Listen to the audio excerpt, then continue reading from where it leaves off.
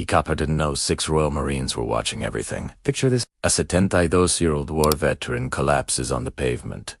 His 4-year-old grandson screaming in terror beside him. The police officer standing over him thinks he's got away with it. What he doesn't know is that 6 Marines across the street have just pulled out their phones, and they're absolutely livid. Vernon Caldwell still stands tall at 6 foot, even at 72. His silver hair is trimmed sharp, military exactly as it's been since 1968. Those deep lines around his weathered blue eyes, they've got stories to tell. Desert sands, jungle nights. The kind of things that change a man forever. But today, those steady hands that once assembled rifles blindfolded are doing something far more important.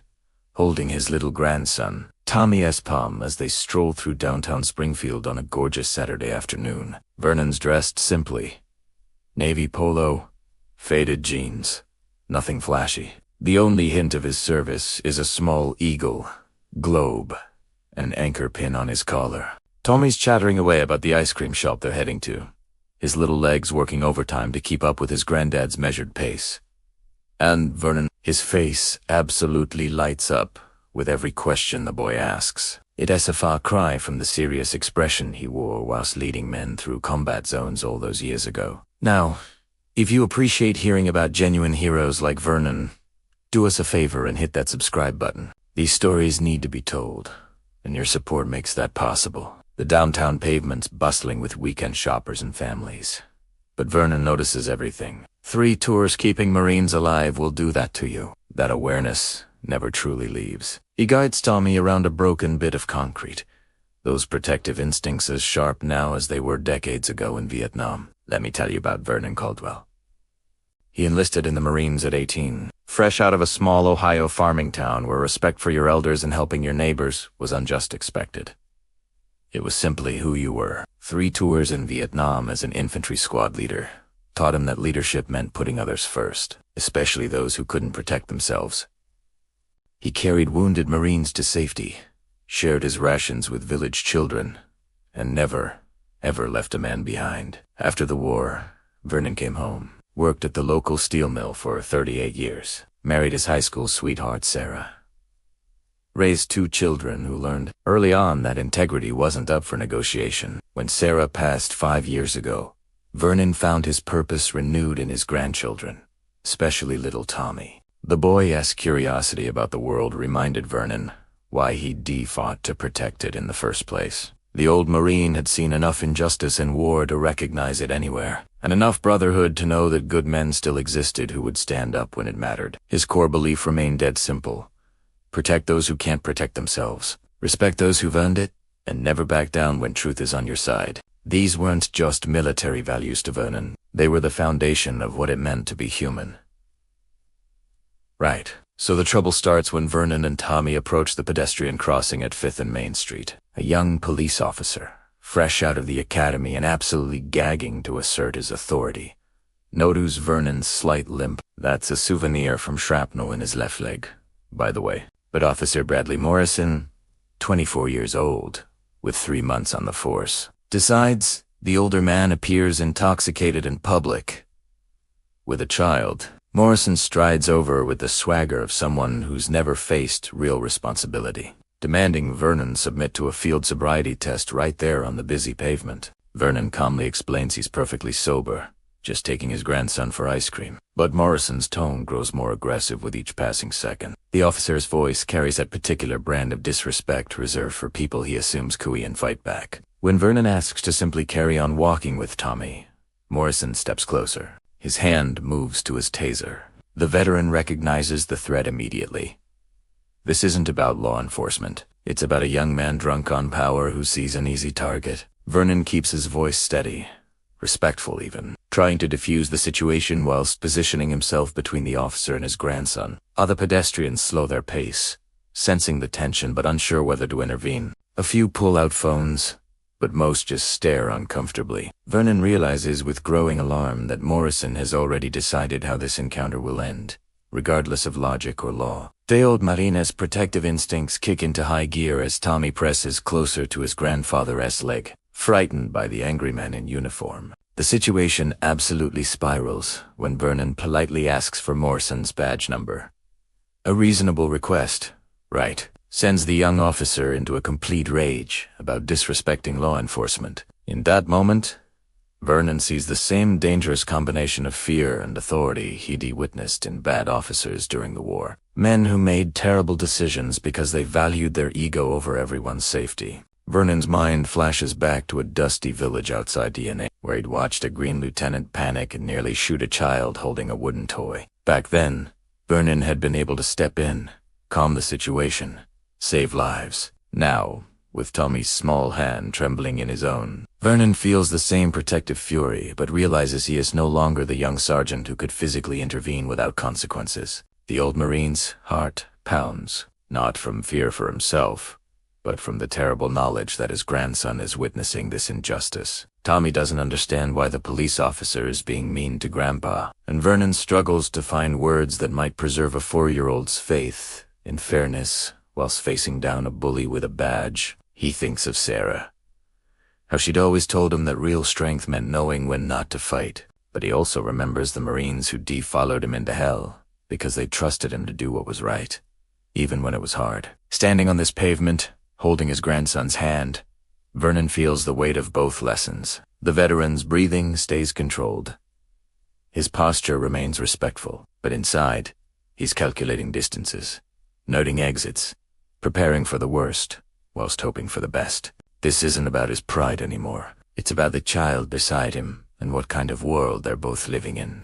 Officer Morrison's backup arrives. 2 more patrol cars.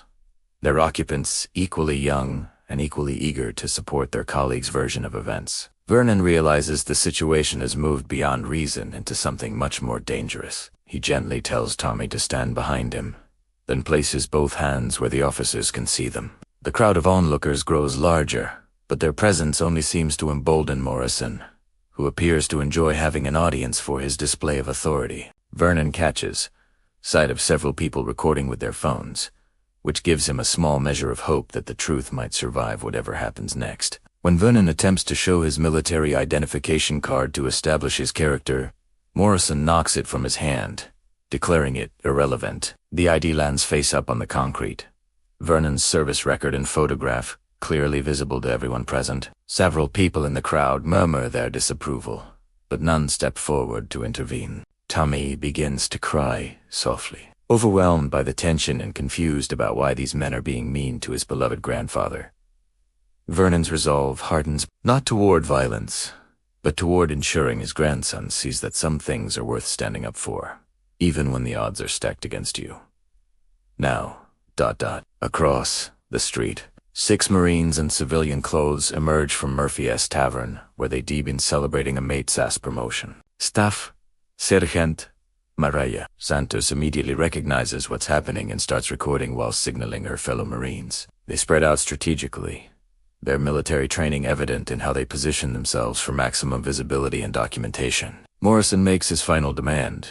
Vernon must submit to arrest for public intoxication and child endangerment, or face the consequences. The veteran looks down at Tommy's tear-streaked face, then back at the young officer, and makes his choice. He kneels down to Tommy's level and whispers that everything will be okay, that sometimes good people have to trust that truth will win in the end. Officer Morrison deploys his taser without warning. Vernon drops to his knees on the concrete pavement. Tommy's terrified screams pierce the afternoon air as his grandfather's body convulses from the electrical shock. For a moment that feels like forever, the only sounds are the child's crying and the crackling of the taser. Then something extraordinary happens. Staff Sergeant Santos steps into the street, her voice carrying the unmistakable authority of a combat veteran as she identifies herself and demands Morrison stop his assault. Her 5 fellow Marines follow suit, moving with the coordinated precision of people who know how to handle a crisis. The Marines don't threaten or escalate. They simply bear witness. Santos live streams the entire encounter whilst Corporal Jackson photographs Morrison's badge number and patrol car details. Sergeant Williams calmly approaches Tommy, kneeling down to comfort the frightened child, whilst keeping his movements slow and visible. Within minutes, the Marines have transformed the dynamic completely. Their presence forces Morrison to justify his actions to people who understand both military service and proper law enforcement procedures. when Santos quietly mentions that she has already contacted the local Marine Corps League and forwarded the video to 3 news stations. Morrison's confident demeanor begins to crack. The other officers, recognizing that the situation has spiraled beyond their control, start distancing themselves from Morrison's actions. One approaches Vernon to check his condition, whilst another suggests they all take a step back and reassess what is really happening here. Vernon struggles to his feet, dignity intact, immediately reaching for Tommy to reassure his grandson. The Marines maintain their protective formation, but their discipline is absolute. No aggression, no threats. Just the quiet strength of people who know right from wrong and are unafraid to stand up for it. Morrison realizes too late that he's not dealing with an isolated elderly man, but with a veteran surrounded by brothers and sisters who will never let injustice go unanswered. The street has become a courtroom, the crowd has become a jury, and the evidence is already spreading across social media. Within 20 minutes, Morrison's supervisor arrives to find a crowd of 50 people, 6 Marines maintaining order, and mobile phone footage already going viral across multiple platforms. The sergeant takes one look at Vernon's military ID, still lying on the concrete where Morrison had knocked it, and immediately begins damage control. Vernon declines medical attention, more concerned with getting Tommy away from the chaos than with his own bruises. The Marines escort them to the ice cream shop, forming a protective honor guard that speaks louder than any words about who they believe deserves respect. Tommy, still shaken but resilient like his grandfather, manages a small smile when Sergeant Williams offers to buy him a double scoop. By evening, Morrison is suspended pending investigation. The video footage shows clearly that Vernon posed no threat, committed no crime, and handled himself with remarkable restraint under impossible circumstances. Local veterans organizations rally around the incident, not seeking revenge, but demanding accountability. The story spreads beyond Springfield, picked up by national news outlets who recognize the powerful symbolism of Marines protecting one of their own. Vernon gives a single interview, speaking not about his own treatment, but about the importance of training officers to recognize the difference between authority and abuse. Tommy, with the amazing resilience of childhood, asks his grandfather if all Marines are as nice as the ones they met. Vernon tells him, yes, that Marines take care of each other and anyone who needs help, just like grandpas do. The incident becomes a teaching moment for the entire police department, leading to better training and clearer protocols for dealing with veterans and elderly citizens. Morrison faces disciplinary action. But more importantly, the community has seen what happens when good people refuse to stand by and watch injustice unfold. 3 months later, Vernon receives a letter from the Marine Corps League thanking him for his dignity under fire and his example of how veterans should conduct themselves. But the real victory comes when Tommy proudly tells his preschool class about the day Marines helped his grandpa, not because he was a hero, but because heroes help each other. Vernon keeps Officer Morrison's badge number written on a piece of paper in his wallet, not as a reminder of injustice, but as proof that truth eventually wins when good people refuse to look the other way. The real lesson isn't about conflict or confrontation. It's about the quiet strength that comes from knowing who you are and what you stand for. In the end, Vernon learned something he'd somehow forgotten since Sarah's death.